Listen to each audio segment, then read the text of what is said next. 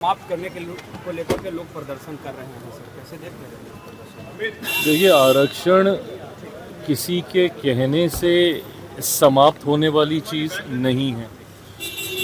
आरक्षण किसी को मिल रही खैरात भी नहीं है। आरक्षण एक संवैधानिक अधिकार है और इसके पीछे की सोच ऐसे समाज से आने वाले लोगों को मुख्यधारा के साथ जोड़ने की रही है जिनके साथ किसी न किसी कारणवश भेदभाव हुआ है।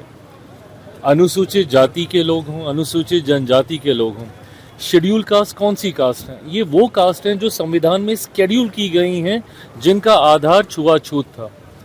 उनको आधार बनाया, उनको शेड्यूल किया गया और उन कास्ट को आपने आरक्षण देने का काम किया। इसी तरीके से शेड्यूल ट्राइब्स हैं, ये वो कास्ट हैं, ये वो ट्राइब्स हैं जिनको शेड्यूल किया गया है, जिनका रहन सहन, बोलचाल, वेशभूषा सब अलग है, अपने तरीके से है।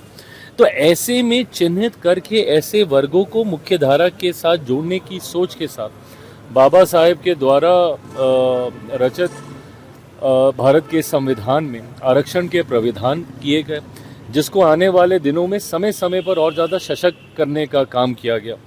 और आज की तारीख में इवन ऊंची जाति से आने वाले गरीब वर्ग के जो लोग हैं, उन तक को आरक्षण का लाभ मिलता है। तो ऐसे में इतना विस्तृत दायरा कोई सोचे चाहे कि उसको आप यूं ही समाप्त कर सकते हैं, ये संवैधानिक अधिकार है, इस पर किसी तरीके की चर्चा संभव नहीं। रामदास अठावले ने कहा है कि देशद्रोही हैं जो आरक्षण समाप्त करने की वकालत कर रहे हैं। अब वो अपनी टर्मिनोलॉजी है क्या नहीं, वो लोग अपनी चिंता रख रहे हैं। मैंने हमेशा कहा है कि संवाद से बड़ी समस्या का समाधान हो सकता है।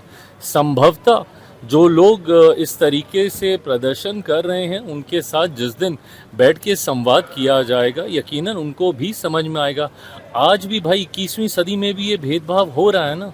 आदरणीय खड़गे साहब के साथ जिस तरीके से उत्तराखंड में घटना घटी, उनके मन से जाने के बाद जिस तरीके से मंच का शुद्धिकरण किया गया, ये आज भी अगर ऐसी घटनाएं घट रही हैं तो ये चिंता का विषय है। चर्चाएं इसमें होनी चाहिए कि कैसे सामाजिक न्याय को और ज्यादा सशक्त किया जाए।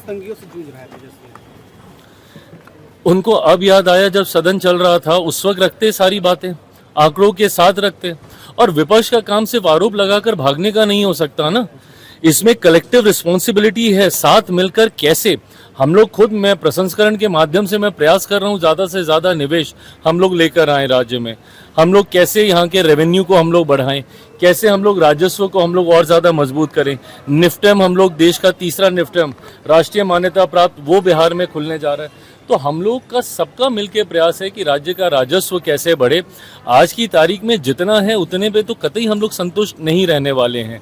और आने वाले दिनों में आप देखिएगा, हमारी सरकार और डबल इंजन की सोच के द्वारा लिए गए फैसलों में इसमें कई गुना वृद्धि होते हुए आपको दिखाई देगा। TRE 4 में सर एकल परीक्षा निगेटिव